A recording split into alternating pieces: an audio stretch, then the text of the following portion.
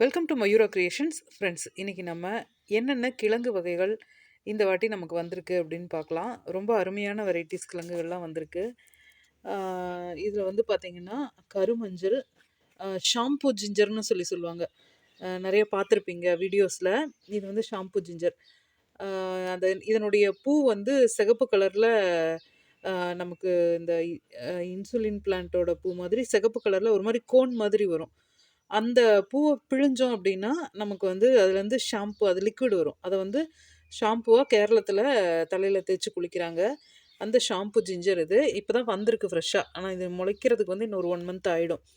நம்ம இப்போயே வாங்கி சும்மா சீட்லிங் ட்ரேயில் போட்டு வச்சிட்டோம்னா போதும். அதாவது இஞ்சியெல்லாம் போட்டு வச்சுருக்கோம் இல்லையா, அந்த மாதிரி போட்டு வச்சுருந்தோம்னாவே போதும். இது வந்து முளைக்கிறக்க ஆரம்பிச்சிடும். அதுக்கப்புறமா பார்த்திங்கன்னா கருமஞ்சள், அதுக்கப்புறம் கஸ்தூரி மஞ்சள், மா இஞ்சி, அதுக்கப்புறம் இந்த பக்கம் பார்த்திங்கன்னா நாட்டு மஞ்சள். கஸ்தூரி மஞ்சளில் 2 டைப் இருக்குது, ஒயிட்டும் ஆரஞ்சும். நிறைய பேர் இடையில என்கிட்ட கேட்டிங்க. ஆனால் சீசன் இல்லாத டைமில் நமக்கு அது கிடைக்காது. இப்போ தான் எல்லாம் அறுவடை முடிஞ்சு வந்திருக்குது. அதனால இப்போ தேவைப்படுறவங்க நீங்கள் வாங்கிக்கலாம். கிலோவாக வேணும்னாலும் வாங்கிக்கலாம். இல்லை 1-2 கிழங்கு எனக்கு போதுங்க, நான் வீட்டில் வச்சு வளர்க்குறக்கு ஆசைப்பட்றேங்க அப்படின்னாலும் நீங்கள் அது மாதிரி வாங்கிக்கலாம். அதுக்கப்புறமா என்ன கிழங்குன்னு பார்த்தீங்கன்னா இது சம்பங்கி. அது பாருங்கள், சம்பங்கி கிழங்கு. அதுக்கப்புறம் இது வந்து அதலக்காய். அதலக்காய் நம்ம சூப்பராக வருங்க, அருமையான ஒரு வெரைட்டி அதலக்காய்.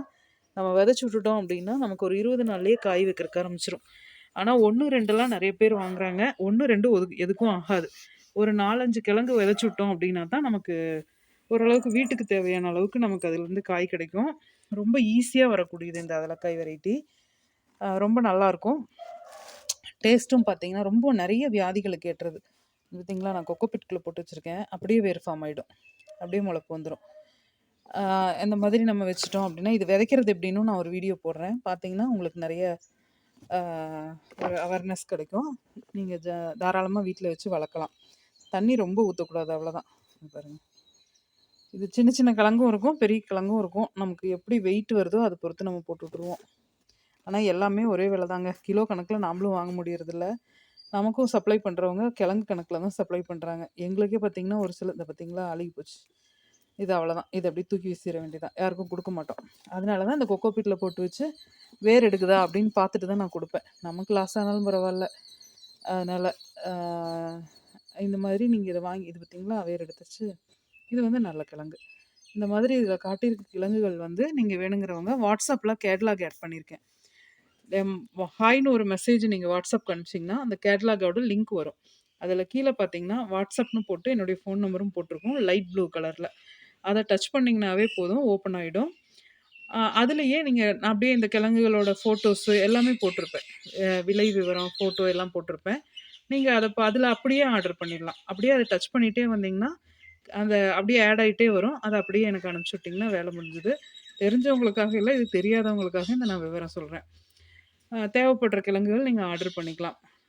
இன்னும் 1 மாதம் கழித்து தான் கண்டிப்பாக முளைப்பு வரும். அதலக்காயெல்லாம் தான் இப்போ இருக்கும். அதலக்காய், சம்பங்கி எல்லாம் இப்போ முளைச்சிரும்.